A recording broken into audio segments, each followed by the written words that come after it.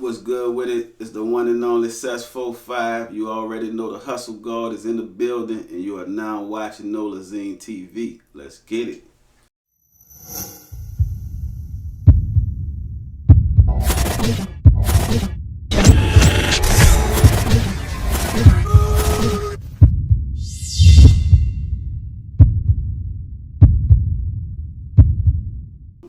Okay, and so we got successful five. So and like a lot of artists like coming up right now don't give you credit because like artists don't realize actually what it takes to actually like put on these events to actually let them open up for. So I want you to like really break it down and like kind of like explain the process of like everything you got to do for as booking the venue, paying for all these like paying for the venue. Like artists even know you got to actually pay for the venue sometimes. Like you got to rent the venue out.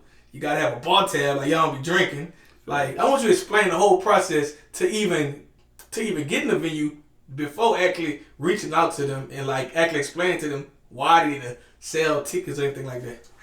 Yeah, so being a promoter, that's just one of my hats, one of my jobs, one of the things that, I do well. So, I started in the music industry as an artist, who was trying to get on, a lot of shows, small shows, medium shows, big shows, So I understand, the plight of, artists who trying to make a name for themselves and get out there. But as a promoter, when I wear that promoter hat, it's strictly, about business. Is about who gonna bring the people to the club. And that go for comedians, R&B artists, poets, singers. It don't really matter if you're a rapper. You trying to get on. If you bringing the people, if you condition your fans to become customers and spend money with you and spend money with other promoters or venues, you're gonna have a lot of success. So I work with different artists on the management level too, and I just be sharing just all the knowledge that I got over the years. But as a promoter, first off, you got to get a building, get a venue that's gonna be adequate in terms of capacity for whatever artist you bringing. So you want to have a venue that can fit more than enough people for whatever artist you bring in, for whatever dollar amount they charge you. So first you got to pay for the venue. That's especially if you don't have a relationship with that venue. You got to pay whatever it costs. Then you got to book the artist. You got to pay their fee. Most times you got to pay for their travel. You got to pay for their hotels. You got to pay for their rider. So when they come in town, you got to have their back end money already ready. You're not trying to sell tickets or nothing to get that bread. You got to have that cocked already, but then you also paying for their transportation and their security.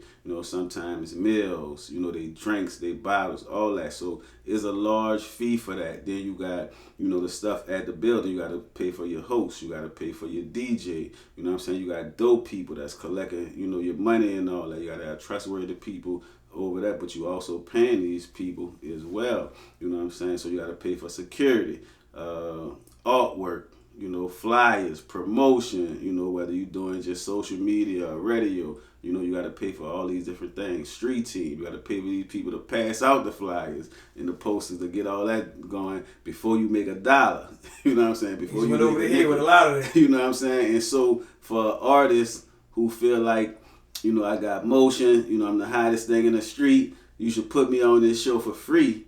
Nah, I can't do that because, I'm spending all the money. When you see Hustle Guard presents, that means I paid all the money. Or whoever presents, that person paid the money for that. And now we trying to recruit. Now we trying to get the fans of the artists to pay money, to see this act and then make a profit. It's a business. We doing this to make money. And so you just saying, you hot, that don't mean nothing. But if you gonna bring 100, 200 paying customers, now we talking. Now you got some leverage. But if you ain't got no leverage, you just won't, rap and you don't bring nothing to the table, it's not going to end well with business, especially, with me. Right. And that's a crazy thing. Like I'm going to give you your flowers right now while you can smell them. Because like a lot of artists and people in the city don't give you, if the credit you deserve. Because people don't realize you got over like 10 hits. Like the whole city do. And when you just said, artists gotta build leverage, and like artists be looking for the to get put on here, or they or in their mind, but they think they about to get a deal, and like they don't even have nothing close to your record.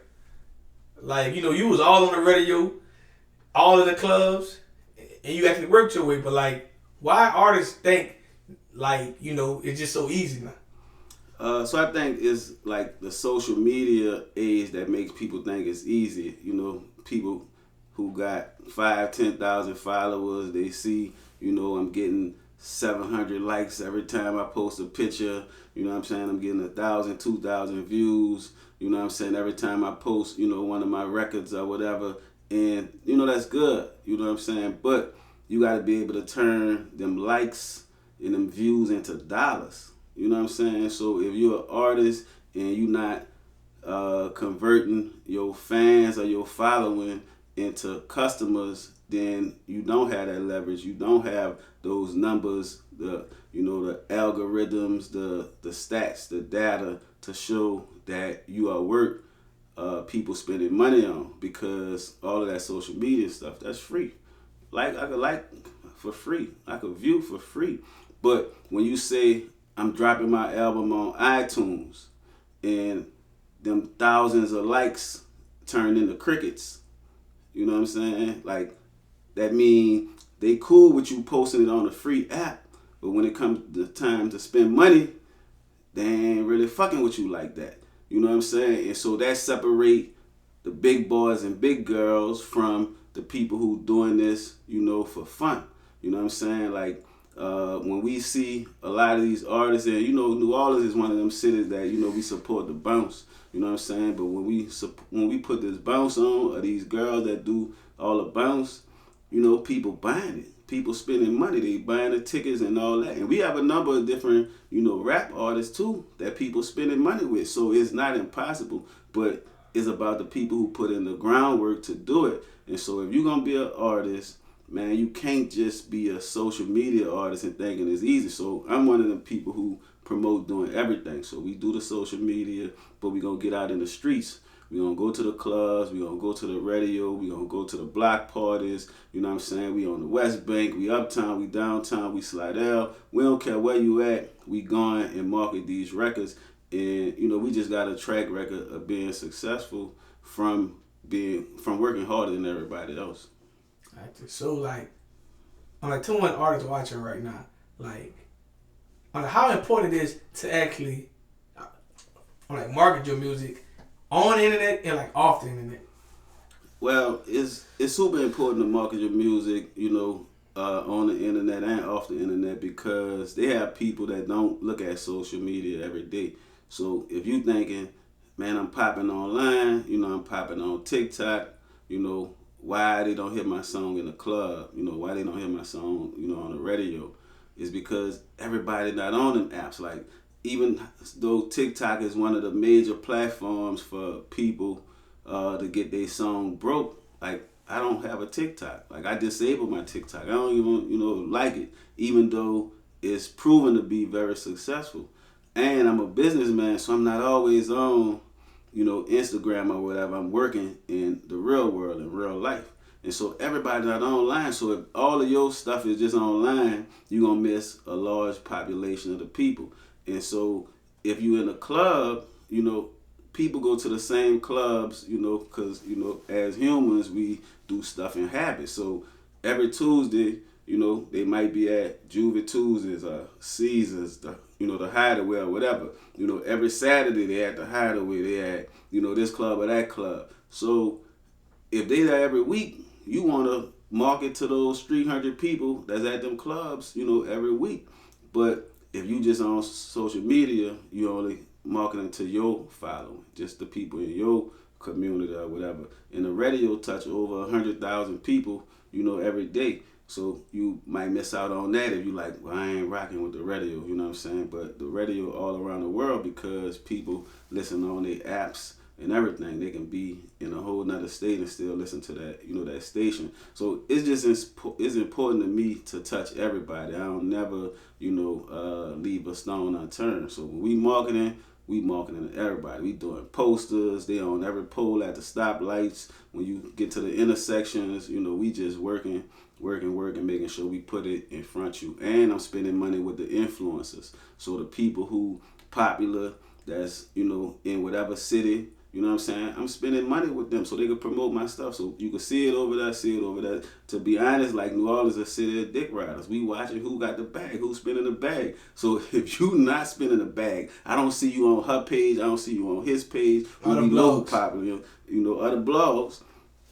You know what I'm saying? Like, we know you ain't got no motion for real. And that's crazy, huh? Like, like New Orleans is it's just getting, a bad, I'm like, rep, but like, we kind of brought it on ourselves because people move that way. Because I was watching online, I'm like, Drake perform. I'm like, at the fest, and like, I saw nobody moving. So I'm like, dang. So like, you like, as an artist coming to New Orleans, and I'm trying to perform for my city, and these people ain't like it's bouncing for Drake. Dang, I ain't really got a shot. So like, like, what's your message able to the fans out there? Because like, it's kind of hard being an artist and like, trying to like, put on for your city, and like your city ain't really showing, like, but no type of emotions, and you probably like it, but you just don't know how to show your emotions. And so, like, I want to hear, I'm like, what is your message to them, to the fans? Well, really, the fans just got to be, open-minded to more music. I think in your example, like Drake, Drake was performing for free for Wayne, so he did some alright songs. So, like, if you giving us some alright records that ain't the big records, like, we ain't really, about to move to them. You know what I'm saying? They got people who just fans and starstruck, and they gonna, go hard off of whatever Drake records that he do. But the people won't hit a hit. So if you, like, when Rob came out, that Rob 49, he got high record. You know what I'm saying? They turning up to his record. So if Drake come out and do some good records, in the same with, up and coming artists, if you got good records, you know what I'm saying, good productions, go spend some money with Grammy nominated Black and Mild. You know what I'm saying? Go spend some money with, Casey the producer. All of these people, Coney, who do tracks. All these people who do hot tracks and got a consistent track record, Michael on the beat. Like, we got so many people that's in this city that's doing good production. You know what I'm saying? Hollywood. They got so many people doing good production that you can go get your track, spend some money, stop trying to buy beats online and lease them for $10 and all that. Spend some money, buy you some production, and make a hot song with a hook that people could sing. You know what I'm saying? And when you perform that, more people will be more inclined to like your music and do the same songs over and over. So a lot of times these artists, they won't make, 20 records a month in the studio, but they trying to perform each record they make every time they perform. So now I'm not remembering the song. If you performing, over here, you know what I'm saying, you performing at 7140, you at 30 something on the West Bank, you doing all different songs. Now we not learning none of your songs. So the fans can't like fall in love with the song because you keep giving me a new song. But the fans got to be able to tolerate new people performing because, this city, like, they don't give you a chance. Like, if it's 11 o'clock, 12 o'clock in the club, they don't want to hear no music. They spending their hard-earned money on drinks. They might have paid to get in. They may have not paid to get in. But, they got to just be able to tolerate some new people. But also, the double-edged sword is, man, they got a million people, trying to rap. So it's hard. Somebody got to stand out. And so you got to bring something to the table, bring something different. The people who be successful have their own wave. They come in 10, 15 deep. Everybody got on the same shirts, like the Year the Real. I'm going to shout him out. The Year the Real, he come deep, he come strong. Everybody got the Year the Real shirts on. So I'm going to pay attention to you, and I'm going to give you an opportunity to perform and watch what you're doing because you came with your own wave of people who fucking with you. But if you in that bitch one deep, two deep, you ain't got a shot, man. Come on, get your fans up, get your supporters up, and, start your own movement, and then more people could get behind you. But, yeah, we definitely need the fans to, tolerate, the music and get these young people a shot. Gotcha. So, being from the Ninth Ward, I'm like, how was it for you? And just watching on like Ride 49, it just blew. It was love. It was good seeing somebody from the hood, family wise, like his mom, his daddy. You know what I'm saying? From the project. You know what I'm saying? But also just being one of the successful people. In this city. Since people say the cash money, no limit era. Like we been needed another person. You know what I'm saying? Even though we done had multiple people have success, like Currency and 3D Not T and just a number of different people who had success. D1, you know what I'm saying, since them, but not to the magnitude of Rifle 9. Like so, I didn't even know. Rifle 9 music, you know what I'm saying? So just me as a promoter, like going to different venues, like I just hit a song and I'm like, who that is? And they like, that's Rifle 9. Then, I go on the West Bank, they playing it over there, they going crazy. I'm going to all different clubs and, they singing it, like crazy. And so I'm like, okay, Lil got one, you heard me? So, it's just good to see some other people, have some success. And Rifle 9 kind of remind me of, Soldier Slim Wave, you know what I'm saying? And Slim, Slim when he was coming up, like the whole project would go support his shows and then it burrowed over into, like the whole New Orleans, just going wherever, Slim, went. And when I saw like people didn't care, where Rob was from, you know what I'm saying? If it's the whole Iberville supporting, the whole Ninth Ward, the whole West Bank, Kenner, Uptown, people was coming from Baton Rouge to support his shows. And like I didn't see that from, no other artists since Soldier Slim. So I was like, but it's different though. So even though it reminded me of Slim, he got his own wave. Like I haven't. It reminded me of Slim, but to me, it kind of is a step further from where Slim at. I think just because of the age of where we at with social media and all that. If Slim had that social media aspect too, I think I could compare it to. But this feel a whole lot different with Rifle 9 for 2022, 2023. Gotcha. So speaking on Soldier Slim, you out put music out, at the same time trying to go to like different clubs and everything. And like a lot of people don't know, the artists, I'm like in the early 90s, used to go to like small bars and promote themselves. Like I heard stories of Soldier Slim being in like small bars way in Marrero, like Club James and different. Like I actually just found out, I'm like Ghost Town was a bar, like, and I thought it was like a little small little cut area.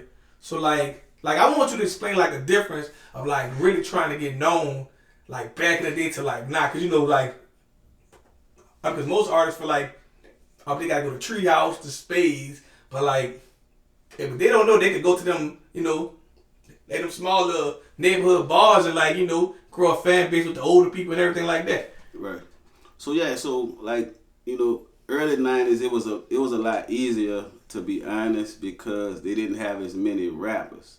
You know what I'm saying? So it was a whole lot easier, and then like it wasn't as much politics with the radio stations either back then. So in the early 90s, you know what I'm saying, mid 90s, whatever, you know what I'm saying, like if you was hot and your song was hot in the streets, in the clubs, you know what I'm saying, like you could get your music on the radio real easy, real simple. But all of the people who did music, you know what I'm saying, they went to all these different bars and they got with the DJs, to play their music. And, we knew all the clubs that was popping. So if it was Club Rumors, you know what I'm saying, Sensations, you know what I'm saying, Whispers, like I said, Sam's, Ghost Town, any of them clubs, you go in there, you go and get your music played, you go and perform. But like I said, rapping back then was like, it was unique. And it was like, damn, you know how to rap? It was something special if you know how to rap. And then if you was talented, you know what I'm saying, and people, like your music, you know, it's a whole lot easier. But now they got, you know, millions of rappers. It's like people tired of different people rapping, because you know, it's not unique anymore. It's not a fun thing. It's just a million dudes talking about they blicky, and you know they switch, and it ain't creative. So when we was rapping in the mid '90s, like we infuse you know, fantasy and, you know, reality. Like, so we wouldn't talk about everything that's real, or we'll, you know, switch it up. But now, you know, they got the no cap rap thing where, you know, like they telling you, this ain't no rap cap. So now you telling, and you know, all real life stuff where it ain't no question, and that's why people using that against people in the music, because you say, look, ain't no cap in my rap. But I think that's just a little tactic for, you know, the government. I think, you know, put that in there so, you know what I'm saying, you could incriminate yourself, you know, on wax or whatever. But nah, we didn't put everything we done, you know, on the wax, and then you know, incriminate ourselves. So it was a thin line that we crossed with creativity, and then, you know, some stuff that was you know, left to be deciphered. Okay. So, you know, I've heard you mention this a few times, like, if they just have like a lot of rappers now compared to back in the day. Like, do you think that everybody's just trying to rap now because it's cheaper? Because, like, artists don't know. If you try to rap before Hurricane Katrina, or maybe 2010, it cost a whole lot more money. Like, you had to really press out CDs. You really had to get out there in the streets and get people to know you. Like, do you believe there's so many rappers now because they don't know that it's just cheaper now? No, I don't think it's more rappers because it's cheaper. I think it's just, you know, people see the glamour and the glitz of the successful rappers, and they think I can do it. You know, it's easier. And then I think learning to rap now is easier also because, you know, like hip hop celebrated 50 years. You know what I'm saying? You know, being around and of existence. So you got people who in their, you know, mid-20s, you know what I'm saying, early 30s, who been rapping for 20 years, 25 years, even though they was rapping other people's music, you know, they know how to rap. And so it's nothing to write a few bars and then you rap, and you see so many people, it's like, man, I've only been rapping for 18 months. I only been rapping for, you know what I'm saying, a year. So girls that could rap. You know what I'm saying? Like people who got Bo Brothers jobs and sewage and water board work, you know, they rapping now. So it's easier to rap. It's not as hard as it was back in the days. But when you see, you know, Juvenile, Iced Out, and Rick Ross with the Promised Land, and, you know, all of these, you know, rappers with the money stacked up like this, you know, the culture is glamorous. And so people want to rap because they want to make some of that money. Like we come in from impoverished, you know, communities. So everybody want to rap, you know what I'm saying? And it's one of the fastest ways to get money if you are good or you got a following. So I just think more people rapping because of, you know, the bag that they think they could get. But yeah, it costed a lot of more money back in the 90s, because I was just telling somebody I was at a party for Mia X, her birthday party last month, and I saw my man Will Horton, you know what I'm saying? And like he shot my video for the song I got called I'm Fucking. If a bitch in my car, I'm fucking. If I buy a drink by the bar, I'm fucking, which was one of my first hits, you know what I'm saying? So he shot the video before Katrina. It cost $12,000 for that video, just for him. That was just his fee. And now you got people shooting videos for $100.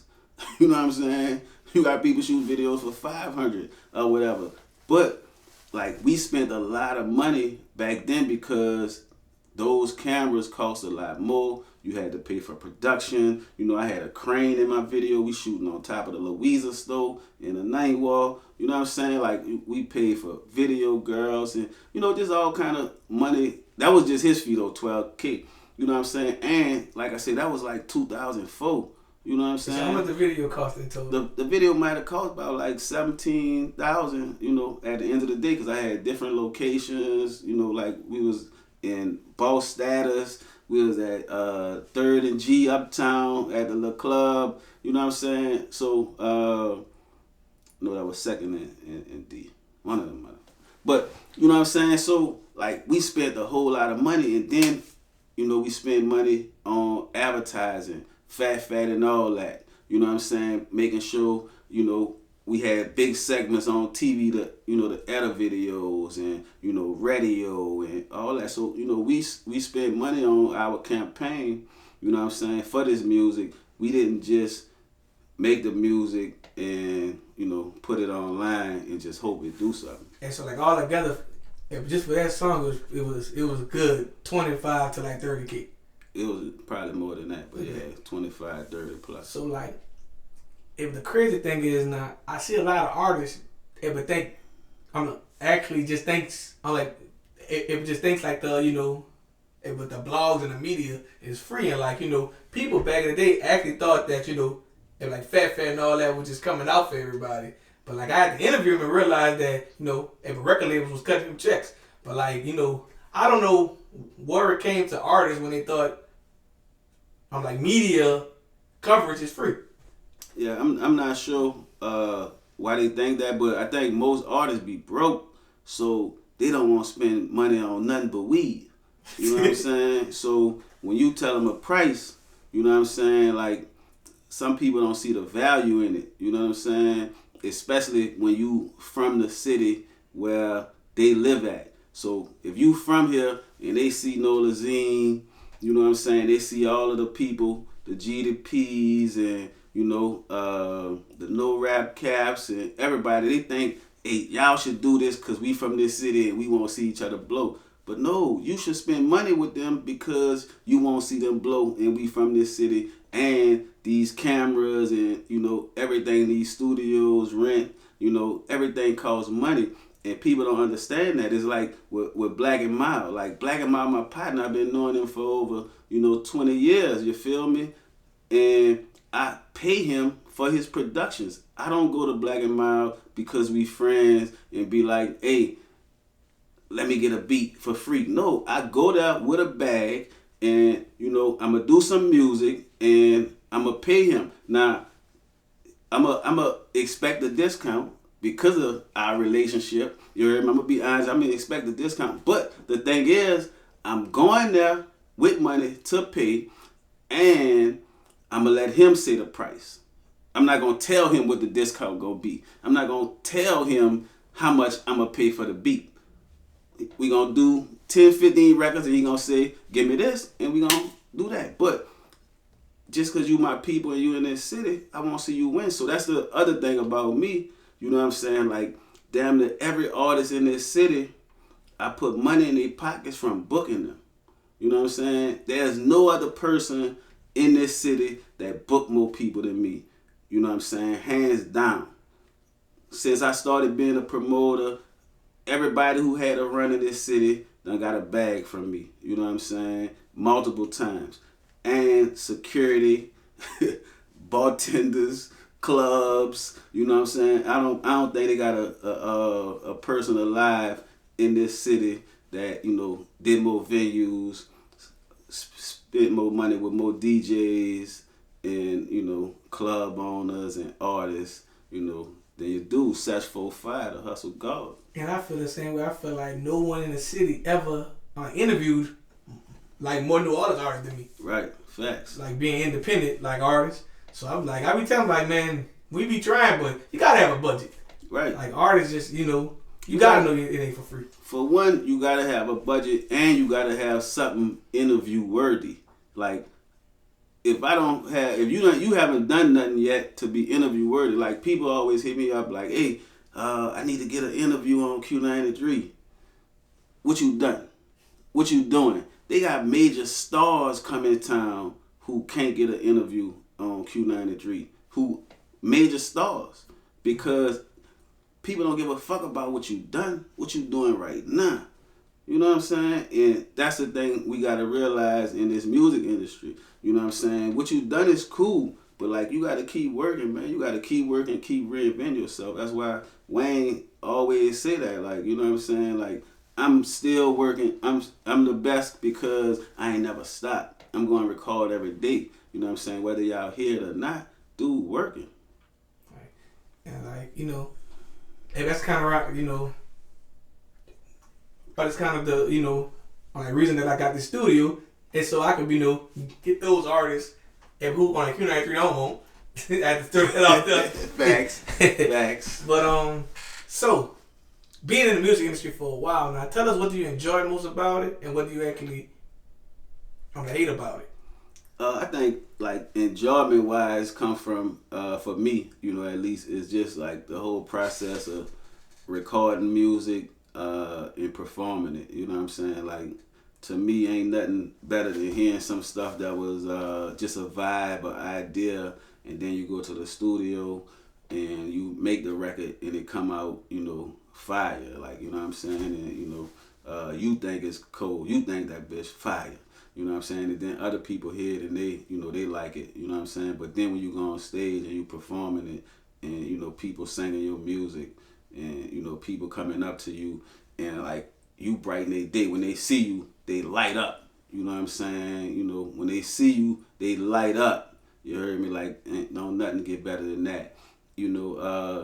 Just some of the things I hate is really just, you know what I'm saying, people who don't know you, but they don't like you because of something somebody else said, you know what I'm saying, and they took that for law or whatever, and, they got their own impression of you third person, you know what I'm saying? So I just think people gotta have their own relationship, their own experience with people, you know what I'm saying, and, figure it out, on their own, because you could lose your blessings from listening to somebody else. And they got so many people who got good music, who got, talent, who could have had, a lot of success and could have had, good relationships with other people, but, they used what somebody else said and that tainted them from doing business with somebody who, you know what I'm saying, could have, been a plus on their team. So I just think like this city, you know what I'm saying, and this is not just this city, but, a lot of people in this city, they listen to other people and they form an opinion based off that without doing their own research. And man, they got so much talent in this city. The camaraderie, you know what I'm saying, is good, is a whole lot better, but, I know it could be better also. Gotcha. So tell us what's next for a successful 5. So like this year, 2023, this my year to go hard as a promoter. You know what I'm saying? Like I've been doing a lot of shows over the years. I've been like focused on music at some point in times. I've been focused on, art at some point, in business also. So this year, like I'm just going up as a promoter. I want to make sure I lay my law down to be, ranked in the top 5 promoters in this city. So when people, talk about promoters, you know what I'm saying, they like, Sess 45, Hustle God, you know what I'm saying, his events, you know what I'm saying, they are great events, a great atmosphere. So I'm putting on my promoter hat, full-fledged, 2023, and we just going hard. So I got a bunch of, concerts, a bunch of relationships. I'm doing events at the 40, 7140 Diamond Road, Treme Hideaway, you know what I'm saying, 1234, Claiborne Empire, the Empire 2222, Padres, and then, just a number of venues. So I'm going to be, just all over, just doing business with people. A lot of different people be hitting me up. I just want to shout out, my partner, Shot It Feel Good. He definitely one of my partners in the business, one of the number 1 comedians in the city, doing big business. You know what I'm saying? The Car Connection, Queen D Tax Pro, they've been pumped out. And we just going super hard, and I'm expanding, you know what I'm saying, just, my reach. How do you plan on dropping in the music this year? Yeah, definitely. Me and Black and Mild, we cooking up some music, you know what I'm saying? So I'm going to definitely drop something in the second quarter of the year, and I'm a show. That's one thing I want to say. To Nolazine TV, it's like I be falling back because so many artists, I don't know why they just think I'm a gatekeeper. You know what I'm saying? I got relationships, but I know I'm not a gatekeeper, right? So many people think I'm a gatekeeper, and so many people like just got hate in their blood, and they be like, Sess, you should stop rapping, you know what I'm saying, and let, some of these young people, do their thing. So, I fell back about 3 years listening to, some of the people. I'm like, okay, let me see what y'all got. And ain't too many people stepping up. So I'm trying to see like, well, all the people that said, I was in the way, some of the OGs was in the way, you know what I'm saying? We done fell back and y'all still ain't take the ball and take the rock and run with it. I'm going to say this like, it don't matter what nobody do. You got to grow your own fan base. Facts. Like, your fan base ain't going to be their fan base anyway. So, but that's need to be their concern. I'm just trying to see what they were talking about. It's been 2-3 years. All the talk y'all been doing, and them same people still where they at. You know what I'm saying? So I'm just saying, if we was in the way, if the OGs was in the way, we fell back. You should be successful. I'm just saying, don't use that as a crutch no more. Don't use that as an excuse no more. Saying, we in the way, because our fan base, like you said, it ain't y'all fan base. Our fans, what we doing got nothing to do with you. The way we operate got nothing to do with you. You a social media cat, but y'all don't get out in the streets. Y'all scared to pass out a flyer, pass out your CDs, print CDs, pass out your cards or whatever, you know what I'm saying, well, your scan cards. Y'all not doing none of that hard work. They just think somebody should give it to them. And if y'all just want us to give it to you, like, that's not realistic. That's not really gonna happen. Like, you gotta earn it. I earned it. I went out and earned it. I went out to all the DJs, all the block parties, all the live remotes, making sure people saw me, you know what I'm saying, like a campaign. And, I was running for rap office. And, I did what I did to earn a name, Sess 45. And so, yeah, man, we coming back with some more music in the second quarter. So look for a hit. It's going to be all over. I'm going to spend money with the blogs. I'm going to spend money with the influencers. I'm going to spend money with the radio. I'm going to spend money with TV. I'm going to spend money with Google, Facebook, because that's how you market. You know what I'm saying? Like I saw Coach K say, it costs $250,000 to be number one in the country. You know what I'm saying? But dudes just want to spend $250 on some weed and go in the studio. And that's not reality if you want to be a high level successful person. And so I'm not talking down on nobody. I won't be intentional and specific and say that. Like, I ain't talking down on nobody. I'm talking business. You know what I'm saying? Like, that's one of the number one things I get hate for, being a business person. And that's one of the number one things that people love about me, because they know it's going to be business. If you spend your money, you're going to get results. And, it's gonna be business. Like, we not about to sugarcoat how this going to go. Now we going to say, yeah, this could get done, or no, that can't get done. It's going to be real business. But if you, like, just looking for, handouts, you looking for favors, like, that's not a good way to do business and get real results, because everybody got bills, man. Everybody won't be successful at the end of the day. Everybody won't get paid. So that's why I pay everybody, and I won't get paid too. I'm a businessman. Gotcha. And also, last but not least, tell everyone on that, where can they find you at, on social media and just everywhere.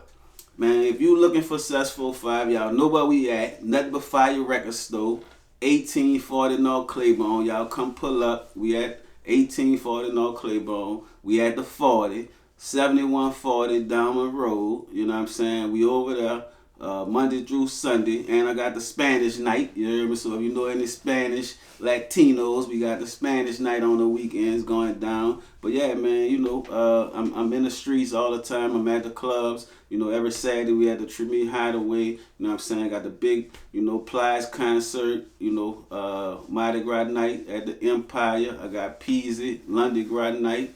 You know what I'm saying? So that's all my, upcoming joints or whatever. You know what I'm saying? Kelly Price had the 40 on the 16th. But yeah, man, I'm on social media at Sess 45, SESS 45.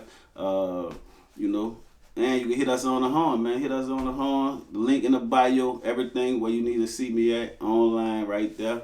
And that's what it is. I want to say rest in peace to my grandmother. She just passed, Dolores Bourgeois. You know what I'm saying? You know, so it's all love from your dude 4-5. And the only app I got is Opportunity. You know what I'm saying? That's my clothing line.